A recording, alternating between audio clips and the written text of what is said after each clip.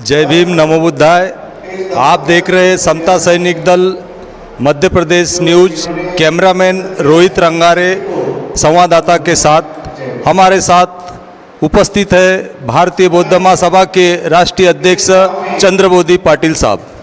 प्रतिमा का अनावरण आज सभी के समक्ष यहाँ पर संपन्न हुआ है, उसी के लिए मैं यहाँ पर आया हूँ और मैं बधाई देता हूँ समस्त ग्रामवासियों से, जो हमारे बौद्ध उपासक उपासिकाओं से, हमारे समता सैनिक दल के सभी सैनिकों को और यहाँ के कार्यकर्ताओं को, जिन्होंने इतना अच्छा बुद्ध विहार का निर्माण किया।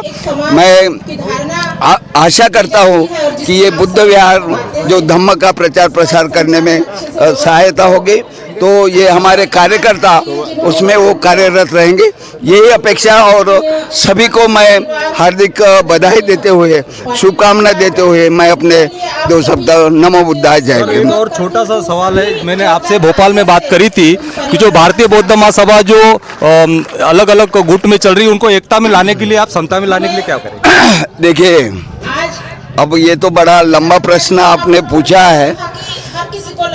ये मेरी हार्दिक इच्छा थी कि बाबा साहब ने ये संस्था स्थापन की पूरे भारत में।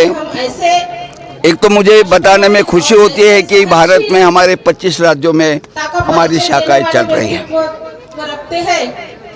आपको ये भी विदित है कि लगभग 34 वर्ष हमने कोर्ट कचहरी में हमने गवाए हैं।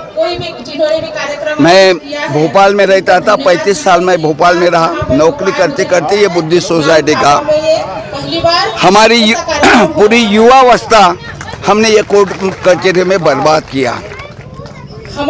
फिर भी 2021 में जब भीमराव अंबेडकर जी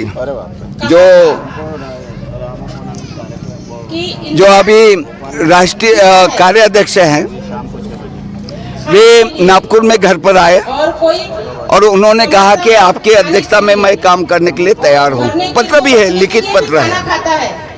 तो मुझे भी लगा कि नहीं, ये तो कोई राजनीति तो है नहीं, धम्म का काम आगे बढ़ाना है, तो उनको हमने साथ में लिया। देखिए, 34 साल कोर्ट कचहरी के बावजूद भी आपने जैसा पूछा ना कि सभी को साथ में लाने की बात, फिर हमसे जो अलग हुए थे और भीमराव अंबेडकर जी को हमने ट्रस्टी एवं राष्ट्रीय कार्याध्यक्ष बनाया। फिर हमसे जो अलग हुए थे एडवोकेट बीके बर्वे जी और एडवोकेट सुभाष जोंजाड़े जी, उनको भी अभी मार्च 2023 में हमने उनको साथ में लिया।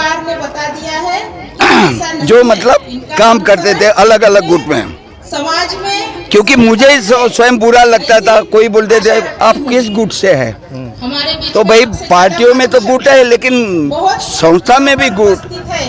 तो फिर अब रहे राज रत्ना अम्बेडकर। हम सभी के लिए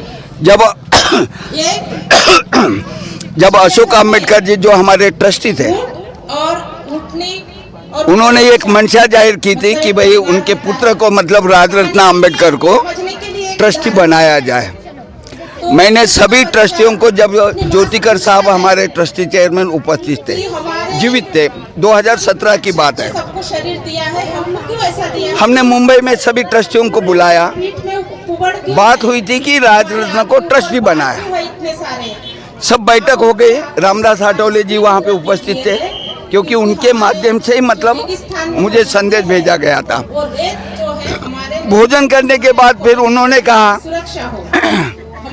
कि हमको जो है 7 ट्रस्टियों में से 4 ट्रस्टी चाहिए। अब आप ये बताइए, अशोक अम्बेडकर जी और राजरत्ना एक ही परिवार के 2 लोग तो हो ही रहे थे ना। तो 4 ट्रस्ट की, तो जिन्होंने ये संस्था को यहाँ तक लाया उनको छोड़ दे और इनको दे दे। भाई राजरत्ना अम्बेडकर का ये बुद्धिस्ट सोसाइटी में क्या योगदान है?